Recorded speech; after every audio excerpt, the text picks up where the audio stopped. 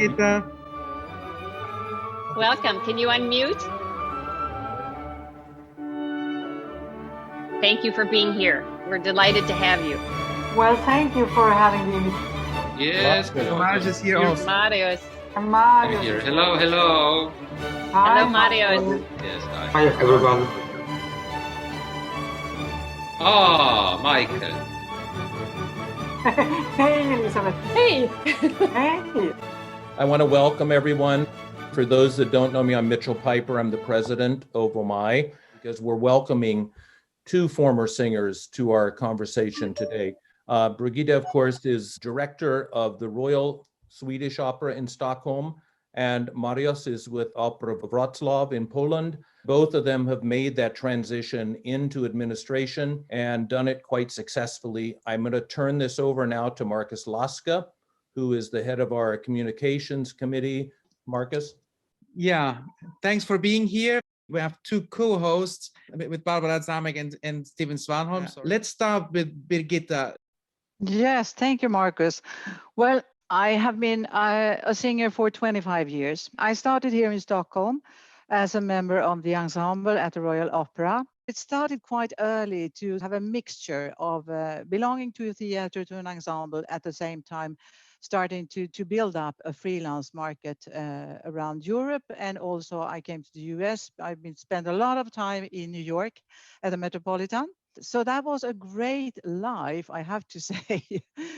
But it got to a point where I felt that I might be happier not to travel the whole time. Coincidentally, I was in Amsterdam working with the Ring Cycle, and there was a friend of mine who called and said that the former head of the opera school in Stockholm were leaving. And it occurred to me like the perfect place. And I got a job, and I really enjoyed it because I thought all the experience I had gained as a professional singer, I could really bring something to the students. One of the members of the board of the opera school were the intendant of the opera house in Stockholm. And he actually was the one who came to me after 3 years and said, listen, we are going to change the management at the Royal Opera, and I would like that you would apply for the job. Knowing that I had a lot of my old colleagues in the company made me say, thank you very much, but no, thank you. Finally, I got over the fear, whatever it was, to become then the manager of some of my colleagues, and I said yes. I was hired then as an artistic director because that's what they were looking for. And they had started to recruit a general director at the same time. So I did get the question if I could manage to take on also as general director. So I have actually been working with 200% positions now for 10 years' time. Tough, heavy work, I have to say. This is the most incredible job I've had in my life until now. I have enjoyed it tremendously. Thank you, Birgitta. So, Marius, your turn. It sounds very similar to my story because I was a singer also for 25 years. And also I was singing at the Metropolitan Opera for like over 20 seasons. Actually, 2 years after I started my studies, I made my debut already at La Scala, and then it came quickly the Met, then Covent Garden. And honestly saying, for me, the most beautiful time of my career, it was the time when I was able to sing in those smaller opera houses around the world. And then when I became a bigger star, I started to sing only in those big houses, and it was just like a factory. It was just a work. And also I felt very lonely. I was missing my house, my home in Poland. But then 8, almost 9 years ago, I started to have problems with my back. And it happened that at the Metropolitan Opera during the dress rehearsal, I just killing Commendatore during Don Giovanni performance, I basically killed myself. And it was just the beginning of the rehearsal when my disc slipped away and in my back, and I was taken immediately to the hospital. It was the surgery. Since that time, I've never came back to my 100% physical form. So 1 year later, I was doing Don Carlo in London, coming on my knees. I couldn't stand up because my another disc slept away. I needed another surgery. It was an implant put it into my spine, and it was even worse, I have to say. Then my knees started to give me problems. So my last appearance on stage was in Munich like 2 years ago. And then immediately I came to Poland and I had to operate my knee. And now I'm just in front of another surgery of my second knee. So you see, this profession it's brilliant, it's beautiful, it gave me a lot of passion and gave me a lot of joy, but it took away my health.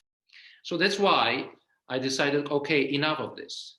And then it was a time when I was in Krakow. I received a phone call from Halina Udakowska, who is the general manager in Wroclaw. She just asked me if I would like to be just a part of the team. I was thinking for a couple of days, and basically I decided to do it, to go for it. And maybe in 1 year you will ask me how much I like it, because right now after 6 months I want to go away. I can say I start to feel addicted to that, because it's like really creative. So I have to create some kind of reality which will happen in 1-2 years from now. But in the same time, this is what Birgitta said, it's a hard work. It's a very hard work, especially that we became the new directors, Halina and I, in this pandemic time. Thanks so much for that. I pass it over to Stephen, who wants to do the next question. We were definitely thinking about what were the advantages and the disadvantages of being a singer with a long career behind you, coming into your jobs? Well, I think the advantage is, as Mariusz also mentioned, is the knowledge and the experience we have. And due to the fact that I've been now working as a general director, I have worked a lot with the government also, because we are owned by the government. So I'm also responsible to my board, to the board, and I'm responsible for the economy, for the resources. And I think the advantage has been that I've been able to explain why we need what we need, why we should do what we should do, why we need to be part of the society. The 4 years that I did at the opera school, that was my education to become a leader of the opera house. And I'm grateful to that, because otherwise I would have felt rather naked to take over the general directing. I would say the advantages has been much bigger, much more, I don't know, the richness of having the experience as we both have. I think that has been really fantastic. Yes, this is the wonderful situation for people like Birgitta or me, is that we really know the roles. I know every single note of basically every opera which was played around the world in the last 20 years. So I have this knowledge, and I know the music, and I also know how to work with singers.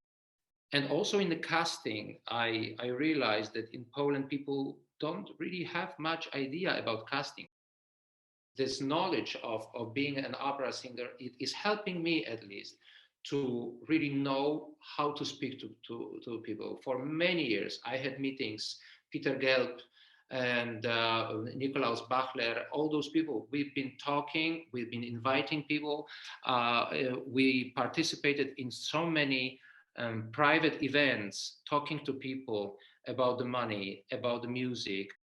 And disadvantages, I don't really see any now, I have to say. For me, this whole life, which I had for the last 25 years, it is working perfectly well for this, what I am trying to do, to create here now in Wrocław.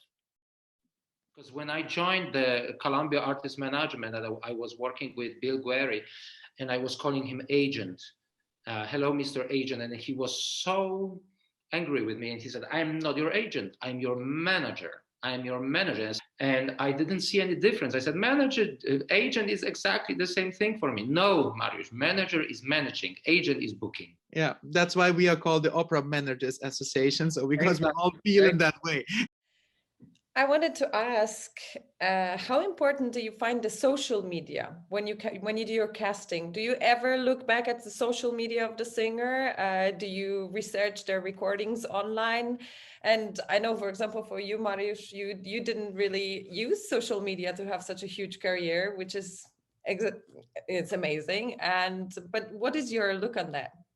Yes, I'm searching. YouTube is such a wonderful source of information, and honestly saying, I did book a couple of singers only listening. Of course, not for the major roles, but only listening to YouTube, especially those competitions, big competitions. And for myself, yes, I never took care about it. I have no Facebook, no Twitter, nothing like that. I hated it. I prefer fishing. But thank God we have managers who are able to help us, So yes, social media are very helpful. And may I ask, Birgitta, would you also recommend young singers to be very present in the social media? I don't think we have to recommend them because they're already doing it. But I would say no, I'm not using social media as something that I would find is strong enough for me to hire a person. But I would come back and say, listen, I want to hear this person live. Because I have the experience is that sometimes you get the recordings that are quite good. Sometimes you get horrible things on the social medias. And sometimes I think it's really devastating for the young singers because it's so incredibly bad sound. It's viewed from distance when you can hardly see what people are doing and what they are thinking and what kind of expression they have on stage or whatever. Because I remember when I got my first job in New York at the Metropolitan, I got to know Levine because he was in Bayreuth. I've been singing in Bayreuth for some years, or he heard me every day, literally in the rehearsals. And still he said, I want you to come to New York and audition. And for some reason I thought, well, you've heard my voice now. Isn't that enough? But of course, to sing at the Metropolitan is a huge stage, is a huge room. I did quite understand why he wanted to listen me in that opera house. I would advise every young singer to be really careful with what is put on the Facebook and the social medias. But as a young singer, the pressure and the amount and the competition, it's worse than it was when you and I, Mario, started. Yes, Just face it. Yes. Agree. Absolutely agree. I think we need to talk about the art of opera also in a way that everybody can understand what it's all about. I think what we have done within the Opera Europe has been part of that work. And we have tried to put it together also by being the organization with 400 members now, member houses. And everything that we do now is going through the European Union also to acknowledge in a broader spectrum the politicians that we are a heavy and very important field. But if we only stick in our little corner and we think that the basic of the opera goers, the opera fans, that's enough, then we are out of line. Yes, I couldn't agree more with this, what Birgitta said. But I have also I see here in Wrocław, we have different problems. You said that we cannot look only to our own corner.